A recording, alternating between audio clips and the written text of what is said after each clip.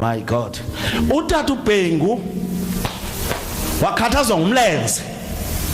Wo-admithwa ndiyavala njalo. Wo-admithwa eFree Hospital.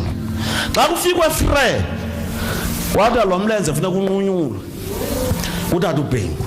Uthi ke xa ithethe hayi ndiyazile bengekatsho gqirha uba kufuneka unqunyulwe. Jesus Christ. Uba le ingxaki yasekhaya le. Generational curse. Kuthi uBhengu. Uthe eBhayi eFear Plus. Uthixo epheka into ayiphekayo eFear Plus. Ichoir isa practice. Dithi kwi-choir practice. Nindivile? Watch it tongues. Kwi-choir practice.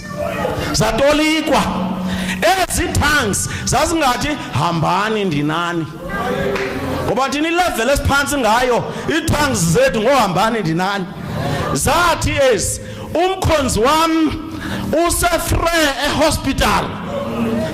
Ngosuku oluthile khazive ezi tongues man. Kufuna nihambe echoir niye eFree.